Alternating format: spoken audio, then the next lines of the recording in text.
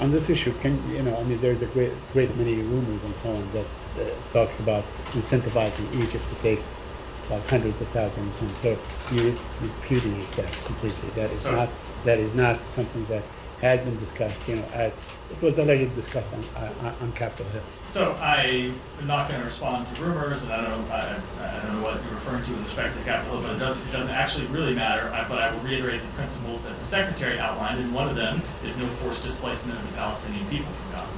Okay. A couple of other issues. There was a report that Israel's assault forced the nurse to leave babies behind. They were found decomposing. Are you aware of the story? I am aware of that report, okay. Saeed. And you take it as it happened, or if it did happen, is that a war crime? Saeed, I would say that is a tragedy. It's a tragedy for those babies. It's a tragedy for their family members. It's a tragedy for the Palestinian people, and it is a tragedy for the world. And it is why we have made clear that far too many Palestinians have been killed in this conflict, and that of course includes far too many Palestinian children and of course Palestinian babies. And it is why we have taken every measure we could to speak loudly and clearly to the government of Israel that it needs to do everything it can to minimize civilian harm, and it's why we have worked to try and move humanitarian assistance in. And that is also why I will say we have said that Hamas should stop hiding its fighters in hospitals. So this particular incident. It gets to the very difficult nature of this war and the immense human tragedy that has been inflicted on far too many people. But if it happened, it's not a war crime, or is it a war crime? So I'm never going to be able to make an assessment here. You saw us today make a conclusion about war crimes after a very deliberate fact-finding process where we then apply the facts to the law. It's not something I can do responding to a report. So will the U.S. do a fact-finding? Just please let me finish my answers before you interrupt. I will take all of your questions. It is not something I can do responding to a report from the North. Okay, I understand, but would the U.S. consider sending a fact-finding mission like you did? We're in the middle of a conflict right now, an ongoing conflict. We monitor all of these reports, but I'm not going to speak to what actions we might take when we're still in the middle of major combat operations. And lastly, my last question, on Monday, when I asked you about where should the Palestinians go, and you said there are designated UN centers to go to. Well, apparently the spokesperson for the United Nations, Stefan Dujarric, whom you know, repudiated that, or refuted that. He said, let's be clear, there are no UN designated safe zones in Gaza. I think all my senior colleagues have been very clear, including the Secretary General, saying there are no safe places in Gaza.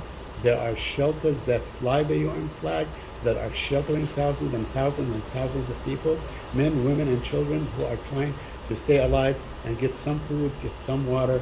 We have seen since the beginning of this conflict that those places that fly the UN flag have not been safe. You comment on that? So I will say, first of all, I did not say that there were safe zones. That is a very different concept. Saeed, again, can we just establish a ground rule that I won't interrupt you and you won't interrupt me? I did not say that there were safe zones. That is a different concept. We have seen earlier in this conflict the idea of safe zones, and what instead we have moved to, what we have supported are areas that are deconfliction sites, and there are sites that are UN flagged facilities that Israel is aware where those sites are. Israel has placed them on deconfliction lists, and Israel is not supposed to target those sites. That is what I was referring to. We continue to support people moving to those sites where they can be safe from harm. But again, we recognize the very difficult situation on the ground and the very difficult choices that many Palestinian civilians are having to make every day. Just follow up on that. You're making a distinction between the safe zone and the area of deconfliction? So just to be very clear, so there has been ideas at one point of safe zones, entire areas. There's this area over near the beach, an entire area that looks more like a refugee camp.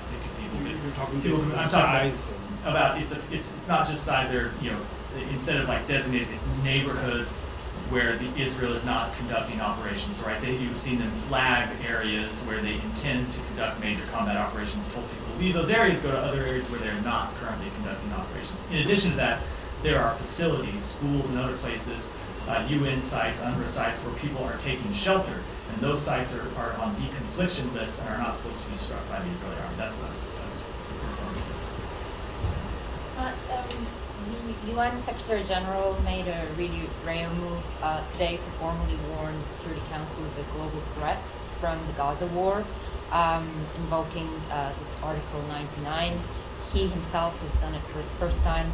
I'm wondering if the United States agree with his warning that this is a threat for the entire global system. We just saw the letter. The letter came just a little while before I came out here. I don't have any specific reaction to the letter yet. We will continue to consult with the Secretary General and other members of the UN Security Council on this matter, as we have in the past. But I will say, of course, there are threats to regional security and threats to global security that are presented by this conflict. We said that in the very aftermath of October 7th, and we made quite clear that one of the things we are trying to do is prevent this conflict from spreading. That continues to be one of our top priorities. It continues to be something the Secretary and the President and other members of the administration are focused on. And we understand that Arab states basically seek to leverage that to renew a push for the Council to call for a ceasefire. We do know U.S. position on the ceasefire, but I just want to ask you again whether there's any change on that, if they go for a resolution calling for that. So I will not speak to any resolution that hasn't yet been introduced, because we obviously want to look at the text of that and engage in consultations before we made a decision about how we might exercise our vote in the Security Council. I will say, with respect to a ceasefire, we have made clear that we do not support actions that would leave Hamas in a place where we continue to carry out terrorist attacks against Israel. We've also been clear that we support humanitarian pauses, especially if those humanitarian pauses can allow hostages to come out. The 7-day pause was incredibly successful with getting hostages out, with getting increased levels of aid in, and most importantly, or I shouldn't say most importantly, but equally importantly, allowing civilians in Gaza to move out of harm's way and move from one area to another. And we think pauses are important, and pauses should continue, and we would support further pauses. Right. A couple of more. So you said yesterday you guys have been in touch with the Israeli government to allow more aid in, to allow more fuel. But I mean, when we look at what's happening today, it looks like the public order is completely breaking down. There's full chaos, and UN is warning that its operation is in no shape to be able to deliver this aid to the people. So do you guys have a solution for that, or how are you trying to overcome that? Is that something that you're discussing with the Israeli government? We are discussing it with the United Nations agencies on the ground. We're discussing it with the government of Israel. It is the focus of Ambassador Satterfield's work. I can tell you, I talk to him all the time and hear the incredible amount of focus he's put on trying to improve the situation on the ground, and it's the same thing that you see the Secretary and other members of the administration engaging in. So it is something we're focused on, and I will say, when I say focused on, it's not just on increasing the amount of aid that comes in, but improving the ability of aid workers inside Gaza to then deliver that aid to the people who need it most. One more, sir. Yeah. I saw that there's reporting about Kerem Shalom opening. Want to give you an opportunity to clarify that. The United States pushing Israel to get Kerem Shalom opening for the trucks or for inspections. Can you give us a little? So we continue to think that Kerem Shalom would be a good facility to use for increased inspections of trucks.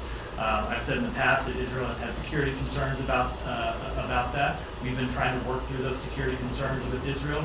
I don't want to get too much into the specifics of those conversations, but all of these issues that you raise are things that we're talking about with them directly. Amnesty International put out an investigation saying that U.S.